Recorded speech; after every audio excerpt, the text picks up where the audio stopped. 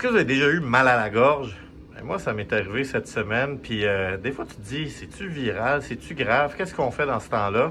J'ai Dr Maud Saint-Jean, qui est microbiologiste, infectiologue, puis j'ai pensé lui demander de nous expliquer un peu la différence. Maud, Oui, mal à la gorge, qu'est-ce qu'on fait avec ça? ça arrive tout le temps. C'est presque tout le temps viral. Tu sais, quand on a le nez qui coule, qu'on a d'autres petits symptômes, là, c'est parce que c'est un virus à 95% du temps qui donne ça. Mais ce qui m'a fait tiquer pour toi, puis je me suis dit que c'était peut-être pas viral ce que tu avais, c'est que tu n'avais pas du tout mal à la gorge. C'était le pire mal de gorge de ta vie. Ta voix était changée, un peu comme si tu parlais avec des patates chaudes dans la bouche quand tu me parlais. C'est supposé donner de la grosse fièvre puis des ganglions qui font mal dans le cou. Ça, tu avais moins ça. Mais en plus, vu que tu as des jeunes enfants qui étaient malades en même temps de quelque chose qui pouvait avoir l'air d'un streptocoque, dans ce temps-là, ça vaut la peine de faire le prélèvement dans la gorge pour voir si c'est pas un streptocoque. Ça, c'est le gros bâton là, que tu m'as mis dans la gorge?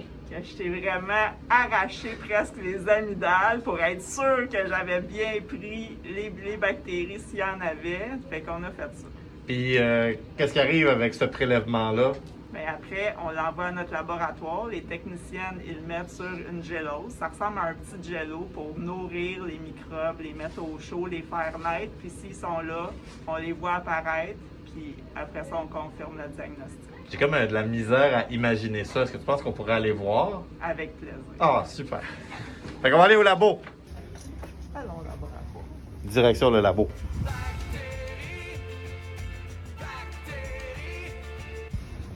C'est la morgue. Oh mon Dieu. Fait que les échantillons arrivent ici. Ton écouvillon est arrivé ici dans le panier. Puis après, c'est amené au technicien de microbiologie. Bienvenue au laboratoire. Bienvenue au laboratoire de microbiologie. On a la fameuse gélose, le petit gelo avec les bactéries à Dr Dahin.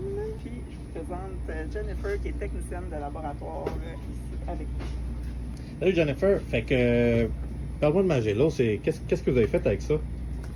Premièrement, le spécimen est arrivé au laboratoire. On l'a réceptionné. Ensuite, on l'a pris le spécimen, on l'a appliqué sur la gélose. On l'a ensemencé, comme on appelle, faire les petites stries ici, comme on voit. Puis ensuite, on l'a incubé pendant au moins 24. C'est de 24 à 48 heures pour les gorges. Puis ensuite, on a fait la recherche. Dans le fond, dans les gorges, on recherche seulement les bêta-hémolytiques. Fait que c'est les colonies ici qu'on voit qui ont comme lisé le sang à l'intérieur de la gélose. Fait que le rouge, c'est le sang. Ouais. Puis les bactéries ont mangé le sang, c'est ça? Ouais, ben en fait, ils ont lisé, ils sont allés chercher ce qu'il y avait besoin à l'intérieur des globules rouges pour croître.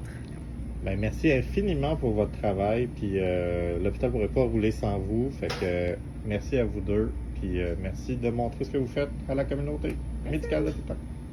Puis maintenant que je sais que j'ai des bactéries dans la gorge, ben, je vais aller chercher les antibiotiques.